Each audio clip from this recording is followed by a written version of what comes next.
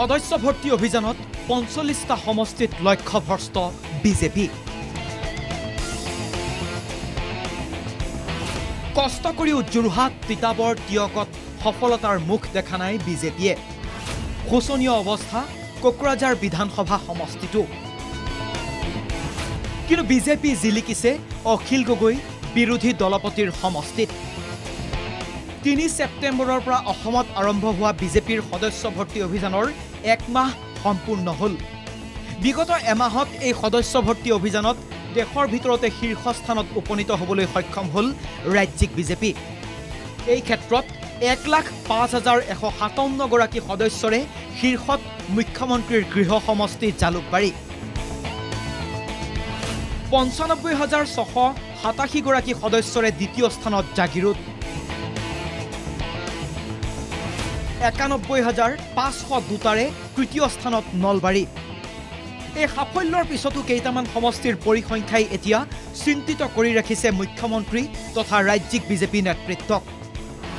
তিতাবৰত যোৱা এমাহত বিজেপিয়ে কেৱল ৩১,৮৯৪ গৰাকীকহে বিজেপিমুখী কৰিবলৈ সক্ষম হৈছে।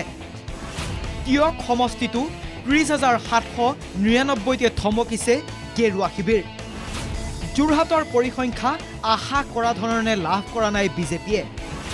মুখ্যমন্ত্ৰীয়ে বান্ধি দিয়া ৪০,০০০ৰ টাৰ্গেটলৈ এতিয়াও প্ৰায় ৩,০০০ কম। কিন্তু এই নিৰাশাৰ মাজতে আশাৰ বতৰা আনিছে নাজিৰা আৰু শিৱসাগৰে। বিৰোধী দলপতি দেৱব্ৰত শইকীয়াৰ সমষ্টিত ৫১,২৬২ গৰাকী বিজেপিমুখী হৈছে।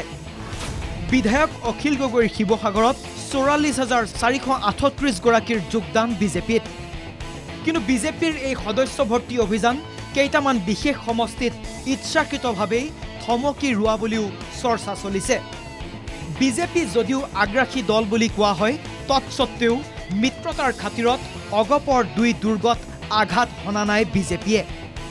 অগপৰ সভাপতি অতুল বৰাৰ বোকাখাতত বিজেপিত যোগদান কেৱল ২৯,৫৬৩ গৰাকীৰ। অগপৰ কাৰ্যকৰী সভাপতি কেশৱ মহন্তৰ কলিয়াবৰত মাত্ৰ ২৬,৯৯০ গৰাকীৰ যোগদান। কিন্তু নীতিগত কাৰণত এই মিত্ৰতা ধৰ্ম যেন পালন কৰা নাই UPPLৰ সভাপতি প্ৰমোদ বড়োৰ গৃহ সমষ্টিত। তামোলপুৰত ৪০,৭৬৫ গৰাকীৰ যোগদান বিজেপিত। ইয়াৰ অৰ্থ স্পষ্ট, ২০২৫ত BTRত চৰকাৰ গঠনত মুখ্য ভূমিকা লোৱাৰ পৰিকল্পনা বিজেপিৰ। কিন্তু এই পৰিকল্পনা কিমান সফল হ'ব সেয়া সময়ে ক'ব, কিয়নো কোকৰাঝাৰত মাত্ৰ ১৪,৮৮৯ গৰাকীৰহে যোগদান বিজেপিত।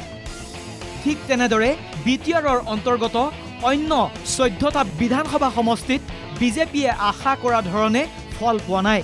অৱশ্যে সময় এতিয়াও প্ৰায় এসপ্তাহেই আছে। ৯ অক্টোবৰত স্পষ্ট হ'ব কোন কোন সমষ্টিত বিজেপি সফল আৰু কোন সমষ্টিত গেৰুৱা দলটোৱে অধিক কষ্ট কৰিব লাগিব। গুৱাহাটীৰ পৰা লক্ষ্যজিৎ গোহাঁইৰ ৰিপৰ্ট NKTV।